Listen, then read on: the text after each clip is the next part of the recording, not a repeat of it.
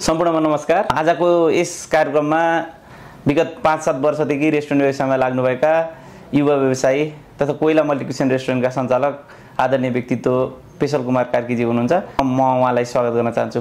पेशल कार्कीजी, स्वागत छ यहाँलाई। धन्यवाद। अहिले काठमाडौँको 3टा ठाउँमा शाखा विस्तार गरेर आफ्नो सेवाहरू प्रदान गर्दै आइरहनु भएको छ। यसको थोरै पृष्ठभूमिको बारेमा चाहिँ सुरुमा बताइदिनु। ओखलढुङ्गाबाट सहर पसेको मान्छे, यो कोइला मल्टिक्युजन रेस्टुरेन्ट सुरुवात गरेको चाहिँ 5 वर्ष भयो। रेस्टुरेन्ट व्यवसायको निमित्त चाहिँ धेरै कुराहरूको चुनौती छ। यो चुनौती धेरै झेल्नु परेर चाहिँ आज यो अवस्थामा आइयो। चुनौती झेल्नु नपरे भएदेखि एउटा साधारण उही सोह्रखुट्टेको ब्रान्चमा सायद सीमित भइन्थ्यो होला। जनशक्ति कर्मचारीको समस्याको विषयलाई चाहिँ के कारणले चाहिँ हाम्रो जनशक्तिको अभाव भएको हो जस्तो लाग्छ तपाईँलाई? अहिलेको स्थितिमा हेर्दा, होल नेपालमा हेर्दाखेरि प्राय मान्छेहरूको एउटा विदेश जाने लहर छ।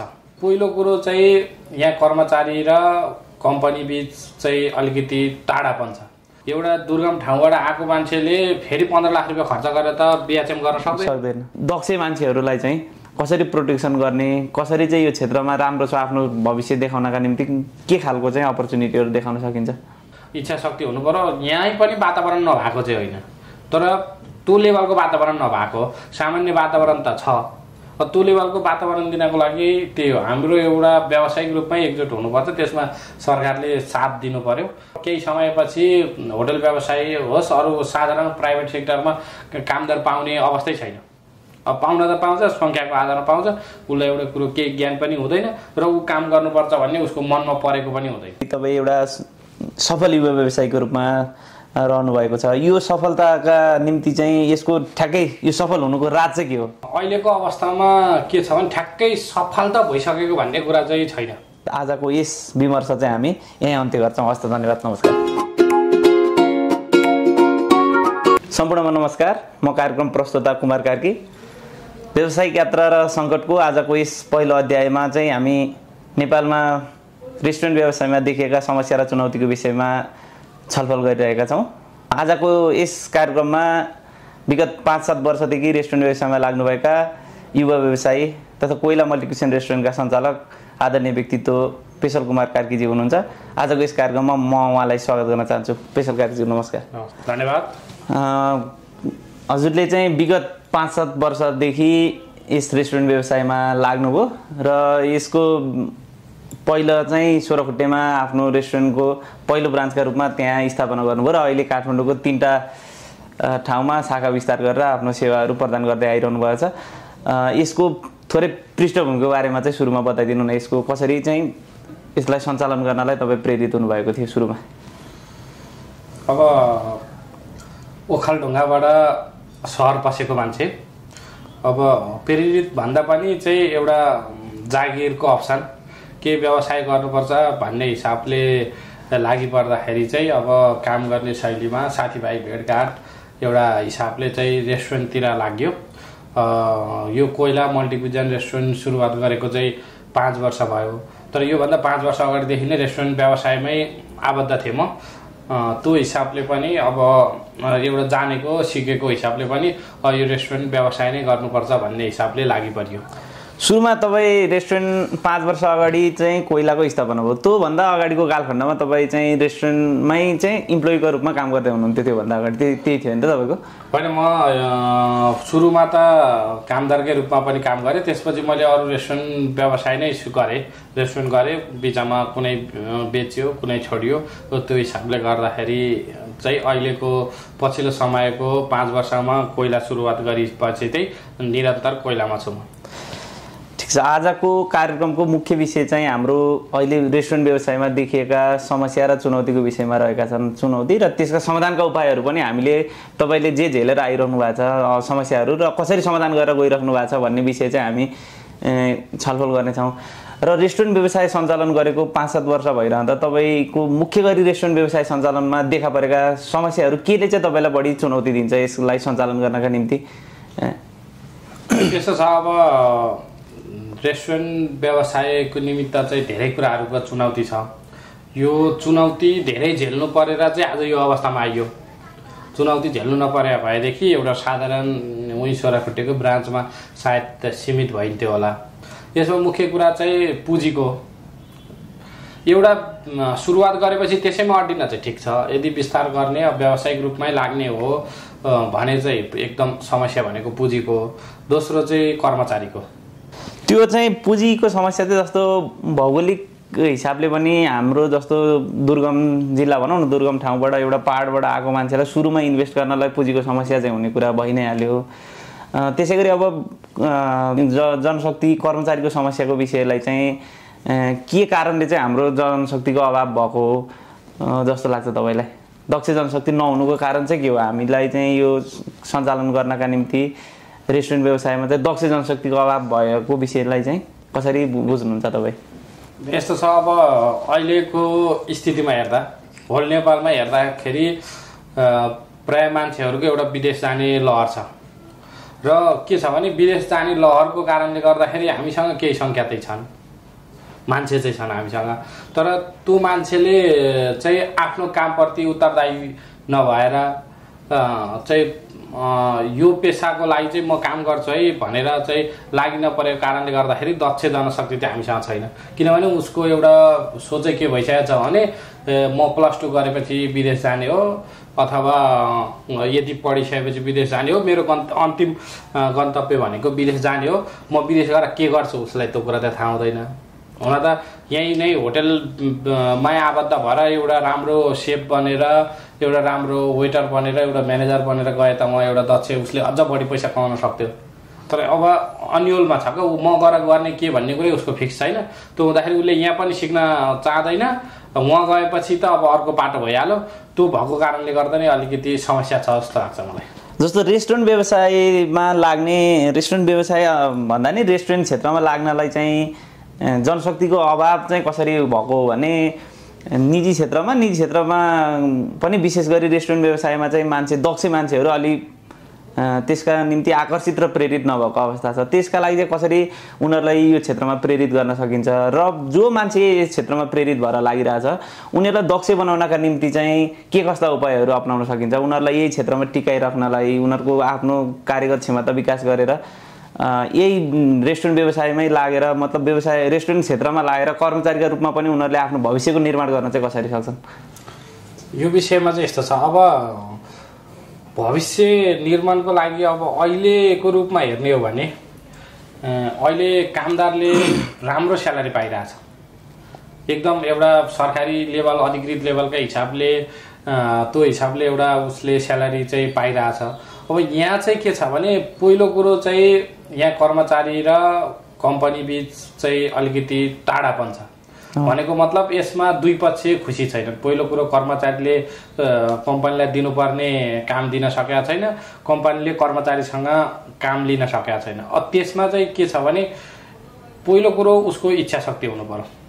म चाहिँ होटल व्यवसायमा काम गर्ने हो, भोलि म सेफ बन्ने अथवा म्यानेजर बन्ने, मेरो लक्ष्य यो हो भन्ने कुरा उसलाई पहिलो कुरो इच्छा हुनु पर्यो। त्यसमा चाहिँ पहिलो कुरो इच्छा भएपछि केही कुराहरू अटोमेटिकली यहाँ काम गर्दै बेसिक लेभलदेखि काम गर्दै कुरा चाहिँ उसले सिक्दै नै जान्छ।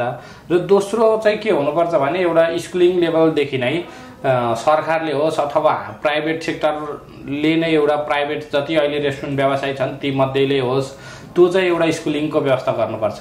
एउटा व्यक्तिले चाहिँ गर्न सक्दैन, त्यसमा सरकार लागि पर्नु पर्यो र यो होल रेस्टुरेन्ट व्यवसाय नै मिलेर लागि पर्नु पर्यो। उनीहरूलाई चाहिँ केही वर्षको यसको बारेमा ट्रेनिङ दिनु पर्यो, यसको भविष्यको योजना बारेमा क्लियर गराइदिनु पर्यो र केही कुराहरू अब सिकाउनु पर्यो उसलाई, यस बारेमा सम्पूर्ण कुरा सिकाउनु पर्यो। भोलि आज ऊ चाहिँ अवसर उसलाई त एकदम धेरै छ। रेस्टुरेन्ट त एउटा मात्रै छैन नि, यहाँ त 5000 रेस्टुरेन्ट छन्। 5000 रेस्टुरेन्टमा चाहिँ उसले एउटा वर्ष 2 वर्ष पछिको चाहिँ फरक फरक रेस्टुरेन्टमा डिमान्ड गर्न सक्छ। उसले फरक फरक प्रस्तुति दिन सक्यो भने त्यो चाहिँ स्कुलिङ लेभलै दिनुपर्छ हामीले। त्यसलाई चाहिँ एउटा सरकारको पक्षबाट हुन्छ, एउटा हामी रेस्टुरेन्ट व्यवसायको पक्षबाट नै हुन्छ। अहिले चाहिँ नेपालको हकमा के छ जस्तो लाग्छ भने मान्छेमा एउटा चरम खालको निराशातिर उन्मुख भइरहेको छ। मान्छे चाहिँ त्यो रोजगारीको अभावका कारण, आफ्नो सिप विकास गर्न नसकेको कारण चाहिँ मान्छे एकदमै चरम निराशामा गुज्रिरहेको छ। त्यो चरम निराशाबाट निकाल्नका निम्ति र उनीहरूको सुन्दर भविष्य निर्माण हुने अवस्था चाहिँ रेस्टुरेन्टबाट बन्छ भन्ने खालको एक खालको कुरा गर्नुभयो। त्यसका निम्ति चाहिँ उनीहरूलाई थप प्रशिक्षित गर्नलाई उनीहरूलाई चाहिँ एउटा दक्ष नै हो भनेर घोषित गर्नका निम्ति चाहिँ राज्यले चाहिँ कस्तो खालको व्यवस्था गरिदिएदेखि चाहिँ जस्तो कर्मचारीलाई त्यसको ट्रेनिङ दिने व्यवस्था तालिम प्रदान गर्ने प्रमाणपत्र समेत उसलाई प्रदान गर्ने खालको व्यवस्था भइदिएदेखि चाहिँ उनीहरूले थप यहाँ सुरक्षित आफ्नो भविष्य देख्थे र वैदेशिक रोजगारीमा जाने क्रम चाहिँ अलिक कम हुने र दक्ष जनशक्तिहरू नेपालमै रहने अवस्था बन्थ्यो होला भन्ने लाग्छ मलाई चाहिँ। त्यसका निम्ति चाहिँ के कसले चाहिँ बढी पहल गर्दै हुन्छ भन्ने लाग्छ तपाईँलाई? अब अहिलेको अवस्थामा के छ भने ठ्याक्कै एउटा गाउँबाट +2 गरेर आएको मान्छे, गाउँबाट एउटा +2 गरेर मान्छे आउँछ कि उसँग चाहिँ एउटा लेभलको 10-15 लाख रुपियाँ खर्च गरेर ऊ अझै 5 वर्ष फेरि पढ्न सक्ने त्यो हैसियत हुनु पर्यो। अब यहाँ सहरमा चाहिँ अर्को एउटा कुरो के छ भने अहिले एउटा बेसलाई मात्रै हेरिरहेछ क्या। एउटा बेस चाहिँ कस्तो भइरहेछ भने उसले +2 स्कुलिङ नै राम्रो पढ्यो, +2 पनि राम्रो पढ्यो, त्यसपछि उसले होटल व्यवसायमै लाग्दाखेरि पनि BHM गर्नलाई उसले 15 लाख रुपियाँ खर्च गरेर पढ्यो। एउटा दुर्गम ठाउँबाट आएको मान्छेले फेरि 15 लाख रुपियाँ खर्च गरेर त BHM गर्न सक्दैन। त्यो मान्छेलाई हामीले गर्ने के हो भने त्यसलाई कामसँगै एउटा चाहिँ दक्ष बनाउने हो क्या। त्यो दक्ष बनाउनको लागि चाहिँ हामीसँग एउटा त्यो लेभलको ट्रेनिङ सेन्टर हुनु पर्यो। कम्तीमा पनि उसले 1-2 वर्ष सम्म ट्रेनिङ लिन पाओस् र काम पनि सँगै गर्न पाओस्। त्यो भयो भने चाहिँ अब फेरि ठ्याक्कै होटल म्यानेजमेन्ट पढेर आएको मान्छेलाई हामीले एकैचोटि हायर गर्न पनि सक्दैन। अब अहिले हाम्रो कोइलाकै हिसाबले हेर्ने भनेको हामीसँग 70-80 जना मान्छे छन्, ल एउटा ल्याएर महिनामा 1 दिन ट्रेनिङ दिन सक्छौँ, तर त्यसलाई रेगुलर गाइडलाइन त गर्न सक्दैनौँ नि। त्यो हुनको लागि चाहिँ एउटा सरकारी लेभलबाट एउटा ट्रेनिङको व्यवस्था राम्रो हुनु पर्यो। त्यहाँ पनि मुख्य गरी चाहिँ अब ट्रेनिङ तालिमको व्यवस्था सरकारले गर्ने कुरा चाहिँ आवश्यकताको विषय भइहाल्यो। तर जो कामदारहरू काम गरिरहेछन् उनीहरूले चाहिँ त्यो आफ्नो सिप विकासका निम्ति उनीहरूसँग त्यो क्युरिसिटी नभएको अवस्था हो। जस्तो उनीहरू चाहिँ काम गरेको 5-10 वर्ष पछिसम्म पनि अनुभवका आधारमा जति कुरा सिको, तर उसले आफ्नो पेसागत विषयका लागि चाहिँ उसले अध्ययनै गर्दैन कि। उसले चाहिँ बुकहरू स्टडी गर्नेदेखि लिएर अब रेगुलरमा BHM गर्नुपर्छ भन्ने मात्र त भएन नि त। मान्छे जबमा जोडिएपछि आफ्नो प्रोफेसनलाई चाहिँ थप सुधार गर्नका निम्ति चाहिँ आफ्नो प्रोफेसनको बारेमा स्टडी गर्ने, त्यसमा क्युरिसिटी राख्ने र सिक्न तत्पर हुनुपर्ने चाहिँ हो भने थप दक्ष हुन्छ नि त कर्मचारी। त्यसका निम्ति चाहिँ उनीहरू अलिकति बढी आफ्नो विषयवस्तुप्रति ध्यान दिने, पढ्ने। अब अहिले चाहिँ सामाजिक सञ्जालका माध्यमबाट या सबै प्रविधिको माध्यमबाट नै आफ्नो सिपको विकास गर्न सकिन्छ। AI ले नै सिकाउँछ। अहिले जस्तो कुनै पनि विषय चाहिँ आफूलाई ज्ञान भएन भने AI सँग नै च्याट गरेर आफ्नो विषयवस्तुप्रति अब्बल हुन सक्ने अवस्था छ। त्यो चाहिँ उनीहरू आफूलाई प्रेरित भइरहेको अवस्था छैन कि। त्यसका कारण पनि यो समस्या झेल्नु परेको छ। अब यसमा यस्तो छ, त्यही हो मान्छेको सबभन्दा बढी चाहिँ फ्रस्ट्रेसन। अनि मान्छे के सोचिरहेछ भने विदेश, मान्छेले विदेश मात्रै सोचिरहेछ। फेरि अब कि चाहिँ अस्ट्रेलिया अमेरिका जानु सक्नु पर्यो, नत्र दुबई कतार जाने हो भने उसको स्यालेरी चाहिँ 85,000 हो जोगाउने। तर त्यो मान्छेलाई हामीले के बुझाउन सकेका छैनौँ भने तैँले चाहिँ यो लेभलसम्म यति वर्ष काम गरेपछि तेरो 50,000 तलब हुन्छ है। अहिले त 50,000 तलब त खाइरहेछन्। त्यो चाहिँ एउटा उनीहरूलाई त्यो कुराहरूको हामीले कन्फिडेन्स दिन नि सकेका छैन र उनीहरूले त्यो कुरालाई अलिकति चासो नि ल्याएको छैन। कहाँ काम गरेको भन्दा होटेलमा काम गरेको अझै पनि त्यो प्रविधि छ, तर वास्तवमा त त्यो छैन नि। अहिले हामीसँग के भाँडै मान्ने मान्छे मात्र त छैनन्, एकदम हाई लेभलमा मान्छेहरू छन् होइन। त्यो हिसाबले चाहिँ अलिकति उनीहरूलाई नै प्रेरित गराउनुपर्छ विषयवस्तुलाई। यो हो हाम्रो त्यो भोलिको अवस्थामा चाहिँ त यहाँ जानुपर्छ भन्दाखेरि एउटा कम्तीमा नि BHM गरेको मान्छेले उनीहरूलाई ट्रेनिङ दिने हो भने उसको लेभल हेर्छ क्या। उसको त कम्ती उसले एउटा होटलमा काम गरेर हुन्छ, 3 लाख 3.5 लाख तलब खाइरहेको हुन्छ, उसको डे सब त्यही हुन्छ। अब हामीले नि कोसिस त त्यही नै गरिरहेछौँ। त्यो ट्रेनिङमा ऊ जान पायो भने अनि उसले त्यहाँ सिक्ने हो क्या। मुख्य गरी चाहिँ के छ भने निजी क्षेत्रमा, निजी क्षेत्र सबै क्षेत्रमा नभनौँ, विशेष गरी मजौलो खालको रेस्टुरेन्ट व्यवसायमा चाहिँ काम गर्नका निम्ति दक्ष खालको मान्छे हुन्छ ऊ अलिक कम प्रेरित भइरहेको हुन्छ कि। अब त्यसमा चाहिँ अपर्च्युनिटीहरू कम देखाएको हुन्छ। सुरुमा अपर्च्युनिटी नै नहुने भन्ने त छैन, बढी अपर्च्युनिटीहरू निजी क्षेत्रमै कभरेज गर्ने हो। आफू चाहिँ आफ्नो क्षमता देखाउन पाउने ठाउँ भनेका नै सानो सानो ठाउँमै हुन्। उनीहरूलाई चाहिँ बढी प्रोत्साहन गर्नका निम्ति कसरी अगाडि बढाउन लिएर जान सकिन्छ, जस्तो अलि दक्ष मान्छेहरूलाई चाहिँ कसरी प्रोटेक्सन गर्ने, कसरी चाहिँ यो क्षेत्रमा राम्रो छ आफ्नो भविष्य देखाउनका निम्ति के खालको चाहिँ अपर्च्युनिटीहरू देखाउन सकिन्छ? त्यो पहिलो कुरो, म होटेल लाइनमा चाहिँ म एउटा चाहिँ सेफ बन्दैछु, भोलि म्यानेजर बन्दैछु भनेर उसले त्यो कुरा चाहिँ उसको दिमागमा सोच्नु पर्यो। त्यसपछि उसँग धेरै कुरा त इच्छा शक्ति नै हुनु पर्यो। पहिलो कुरो इच्छा शक्ति हुनु पर्यो। यहीँ पनि वातावरण नभएको चाहिँ होइन, तर त्यो लेभलको वातावरण नभएको, सामान्य वातावरण त छ। त्यो लेभलको वातावरण दिनको लागि त्यही हो, हाम्रो एउटा व्यावसायिक रूपमै एकजुट हुनुपर्छ। त्यसमा सरकारले साथ दिनु पर्यो र एउटा केही उनीहरूलाई प्रेरित गर्ने विषयवस्तुलाई नै हामीले मुख्य कुरो त्यहाँ अगाडि नै बढाउनुपर्छ। नत्र भने अब केही समयपछि होटल व्यवसाय होस्, अरू साधारण प्राइभेट सेक्टरमा कामदार पाउने अवस्थै छैन। अब पाउन त पाउँछ, सङ्ख्याको आधारमा पाउँछ, उसलाई एउटा कुरो केही ज्ञान पनि हुँदैन र ऊ काम गर्नुपर्छ भन्ने उसको मनमा परेको पनि हुँदैन। अब चाहिँ हामी विषयवस्तु थोरै फरक विषयवस्तुतर्फ जान्छौँ। कर्मचारीहरूलाई अब उनीहरूको तत्परतादेखि लिएर राज्यले एउटा खालको तालिमको सुविधा गरिदिने र मुख्य गरी त जो कर्मचारी हो उसले नै आफ्नो कामप्रति इच्छा शक्ति बढी देखाउनुपर्छ र अनुभवका आधारमा या पढ्ने सिक्ने कारणबाटै दक्ष हुने हो भन्ने विषय भयो। मुख्य गरी चाहिँ तपाईँको विषयलाई फेरि म सुरुतिर लैजान चाहन्छु कि तपाईँ ओखलढुङ्गाबाट आउनुभयो र कोइला रेस्टुरेन्ट एउटा सानो 5-6 जना कर्मचारी राखेर सानो लगानीमा एउटा रेस्टुरेन्ट सञ्चालन गरेर अहिले चाहिँ काठमाडौँको 3टा काठमाडौँ शङ्खुमल दोभानमा, भक्तपुरको गट्ठाघरमा र सोह्रखुट्टेमा गरी 3टा ब्रान्चका रूपमा आफ्नो सेवा विस्तार गर्नुभएको छ। यसका लागि चाहिँ तपाईँले कसरी चाहिँ अगाडि बढ्नुभयो, यो कसरी यो बिल्डअप गर्नका निम्ति चाहिँ तपाईँको सङ्घर्षका कथाहरू थोरै व्याख्या गरिदिनु नि त। अब यो सहज त थिएन, जस्तो काठमाडौँ आएर नै मान्छेले स्ट्रगल गरेर आफ्नो जीविकोपार्जनका निम्ति पनि चुनौती छ क्या। अहिलेको ओखलढुङ्गा जस्तो भूगोलबाट या दुर्गम क्षेत्रबाट काठमाडौँ आउने मान्छेहरूलाई कि पारिवारिक पुँजी पहिल्यै पुँजी हुनु पर्यो, नत्र आफैले स्ट्रगल गरेर पुँजी निर्माण गरेर लगानी गरेर व्यवसाय सञ्चालन गर्नका निम्ति त समय लाग्छ।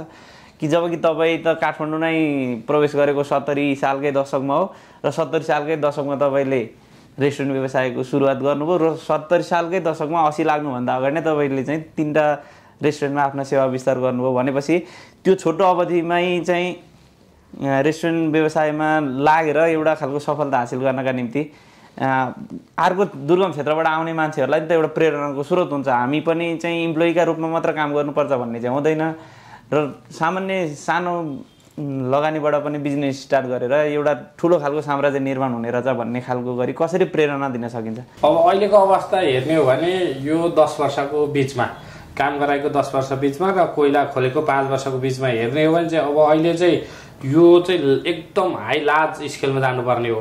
अब अहिले हामीले 2टा मात्रै कुरा दिन सकिरहेछौँ क्या, एउटा डेलिभरी, एउटा टेबलमा आएर खाने। यो भित्र पनि हामीसँग चाहिँ अझै 20वटा प्लस जोडिने बिजनेसहरू छन् क्या।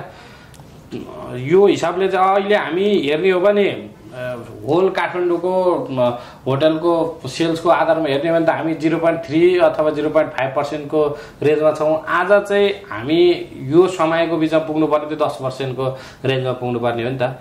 त्यो चाहिँ यो अवस्था नि के कारणले आयो भन्दा अझ चुनौतीकै अवस्थाले आयो। पहिलो कुरो त हाम्रो व्यवसायप्रति अझै पनि स्कुलिङ राम्रै छैन, अझै पनि व्यवसाय गर्नुपर्छ। उत्पादन भए मेन कुरा चाहिँ यदि देशको समृद्धि, देशलाई चाहिँ ट्याक्स उठाउने हो भने त हाम्रो सबभन्दा बढी त उत्पादन हो नि त। ट्याक्स मात्रको कुरा भएन, जस्तो मान्छेलाई स्वरोजगार बनाउने कुरा, देशमै रोजगारी दिने कुरा पनि त छ। जस्तो अहिले कोइला रेस्टुरेन्टमा पनि प्रत्यक्ष रूपमै लगभग 80 देखि 100 जना मान्छे चाहिँ रोजगारी लिइरहनु भएको छ। यो यसको मतलब सरकारले ट्याक्स मात्र लिने कुरा पहिलो कुरा भएन के। नेपालमै रोजगारी प्राप्त गर्ने कुरा, मान्छे 100 जनाले रोजगारी पाएको छ भन्ने विषय पनि त ठुलो कुरा हो। अप्रत्यक्ष रूपमा अधिकांश धेरै मान्छे लाभ लिनु भएको छ र प्रत्यक्ष रूपमा नै झन्डै 100 जनाले चाहिँ रोजगारी पाउने अवसर बनेको छ। यो स्केलमा जाने हो भने अबको 10 वर्षपछि चाहिँ यहाँ ज्यामितीय हिसाबले बढ्छ यो सङ्ख्या चाहिँ। त्यसरी बढेर हजारौँ सङ्ख्यामा प्रत्यक्ष रूपमा यसमा कामदारका रूपमा यहाँ कर्मचारीहरूले रोजगारी पाउने अवसर बन्न सक्छ। मुख्य गरी तपाईँलाई चाहिँ अब कसरी लिएर जोड्न चाहन्छु भने 16 खुट्टे रेस्टुरेन्टको स्थापना गरेपछि पनि तपाईँले थुप्रै खालका समस्याहरू झेल्नु पर्यो, जस्तो त्यही बिचमा कोरोनाको सङ्कट आइपर्यो। त्यो सङ्कटलाई झेलेर पनि यो खालको संरचना निर्माण गर्नका निम्ति चाहिँ कति मेहनत गर्नु पर्यो? यस्तो अब 16 खुट्टेको एउटा साधारण लगानीमा लगभग 30-35 लाखको लगानीमा सुरुवात गरेको व्यवसाय, त्यो चाहिँ हामी त्यही लकडाउनमा ठ्याक्कै लकडाउनमा पर्यो। त्यसपछि त्यसको चाहिँ बजेट बढेर 60 लाख पुग्यो। 60 लाख पुगेपछि हामीलाई सबैभन्दा चाहिँ मारमा त्यही पुँजीले नै पार। पुँजी त फेरि पुँजी कस्तो छ भने हामीले ब्याङ्कसँग सहजता रूपमा ब्याजमा त पैसा ल्याएर रेस्टुरेन्ट व्यवसाय गर्न पाएकै छैनौँ। कि चाहिँ आफूले कमाउनु पर्यो कि चाहिँ यदि महँगो ब्याजमा ल्याएर हाल्नु पर्यो। त्यसले गर्दाखेरि हामी लार्ज स्केलमा जानै सकेका छैनौँ, त्यही खुम्चिरहेछौँ। यो चाहिँ अब सरकारको नीति नै त्यही छ। अब म उखालढुङ्गाबाट आएको मान्छे, तैँले 80-90 जनालाई रोजगार दिएको छस्, महिनाको करोडौँ कारोबार गरेका छस् भन्ने आधारले त ब्याङ्कले पैसा दिँदैन। त्यसको लागि त हामीसँग त धितो जमिनै चाहियो। त्यो जमिन त हामी काठमाडौँमा छैन, उखालढुङ्गाको जमिन त ब्याङ्कले हेर्दैन। मेन समस्या चाहिँ त्यहाँ छ। त्यसपछिको लार्ज स्केलमा जान नसक्नुको मेन अर्को समस्या भनेको नि कर्मचारी नै भयो। त्यो बिचमा लकडाउन भयो। लकडाउन पछि बिस्तारा चाहिँ व्यवसाय उठ्दै आयौँ। चुनौतीहरू चाहिँ एकदम धेरै छ क्या। हाम्रो चुनौती चाहिँ बेसिक लेभलदेखि चुनौती छ। एउटा बेसिक लेभल भनेको पुँजी नै भयो, त्यसपछि कर्मचारीको कुरा भयो, त्यसपछि हाम्रो प्रशासनको कुरा नि भयो। प्रशासनको कुरा पनि के छ भने शान्ति सुरक्षा भनेको छ सरकारले, तर शान्ति सुरक्षाको अर्थ चाहिँ एउटा जान्छ। खासमा शान्ति सुरक्षा भनेको के हो भन्ने कुरा त हामीले सरकारलाई ट्याक्स तिरिरहेछौँ, रोजगार दिइरहेछौँ भने हामी बिचमा भयो केही कुराहरूलाई सुरक्षा दिने हो, तर हामीलाई नै दुःख दिने प्रवृत्ति छ क्या। यहाँ चाहिँ के भयो भने रेस्टुरेन्ट 10 बजीसम्म खोल्ने हो हुन चाहिँ, तर कहिलेकाहीँ रेस्टुरेन्ट हो मान्छेले खाना छिरेको हुन्छ, आधी खाना छोडेर त हिँड्दैन र अलिकति रक्सी खाना सुरु गरे हुन्छ र अलिकति रक्सी नलाइ त ऊ निक्लिँदैन। निक्ल्यो भने तेरो भोलिबाट आउँदैन, रेस्टुरेन्टै बन्द गरिदिन्छ भनेर धम्की दिन्छ। 2-4 मिनट उसको लागि राख्दाखेरि के छ भने बुझ्दै भयो कतिचोटि त समातेर कता रातभरि चिसो भुइँमा बसेको चाहिँ रेकर्ड छ। त्यही शान्ति सुरक्षाकै मेन कुरा त शान्ति सुरक्षा नै छैन क्या वास्तवमा भन्यो भने। अनि त्यसपछि ती चुनौतीहरू धेरै भयो। वास्तवमा हुन चाहिँ यो चुनौतीले पनि अलिकति अब केही गर्नै पर्ने रहेछ है। अब मलाई चाहिँ एउटा स्थानीय प्रहरीले चाहिँ नलाने बन्नुपर्ने रहेछ, म अलिक ठुलो मान्छे बन्नुपर्ने, ठुलोलाई त छोडिदिएको छ। त्यो हुँदा नि गर्दाखेरि नि अलिकति केही पढ्दै जाँदाखेरि केही कुराहरू चाहिँ नराम्रो नै भएको छ एक पक्षले। तर समस्याहरू धेरै झेल्नु परेको छ क्या।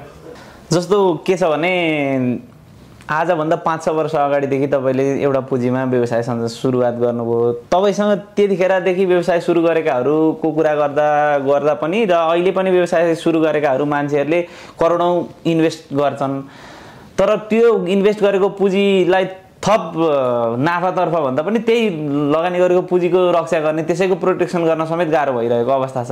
अब यो चाहिँ तरङ्ग के छ भने आर्थिक रूपमा सङ्कटतिर गइरहेको छ। अस्ति नै योभन्दा अगाडि त श्रीलङ्कातर्फ धकेलिँदैछ भन्नेदेखि विभिन्न खालका हल्लाहरू चलिरहेछन्। व्यवसायमा सङ्कट छ भन्ने एउटा हल्ला चलिरहेछ। 5 वर्ष अगाडि एउटा रेस्टुरेन्ट व्यवसायीले तपाईँ सँगसँगै अर्को मान्छेले व्यवसाय सञ्चालन गर्न सुरुवात गरेको मान्छेले अहिलेसम्म आफ्नो व्यवसायलाई चाहिँ घाटामा गएका कारण र व्यवस्थापन गर्न नसकेका कारण विविध कारणले उसले चाहिँ आफ्नो व्यवसायलाई छोडेर वैदेशिक रोजगारी या अन्य ठाउँमा रोजगारी गर्नुपर्नेदेखि लिएर बेरोजगार भएको अवस्था समेत हामीले देखेका छौँ। अब अहिले पनि तपाईँको करोडौँ लगानी भएको अरू रेस्टुरेन्टहरू तपाईँले हामीले देखिरहेछौँ। उनीहरूले चाहिँ आफ्नो रेस्टुरेन्टलाई थप व्यवस्थापन गरेर अगाडि बढाउन सकिरहेका छैनन्। तपाईँले चाहिँ त्यो सानो पुँजीबाट सुरुवात गरेर अहिले यो अवस्थासम्म ल्याउनका निम्ति चाहिँ तपाईँले व्यवस्थापनमा चाहिँ कसरी र यो अवस्थासम्म आउनको महत्त्वपूर्ण कारण चाहिँ के हो, कसरी चाहिँ यो निर्माण भयो भन्ने कुरा चाहिँ थोरै बुझाइदिनु। अब मेन कुरा त टिमवर्क हो।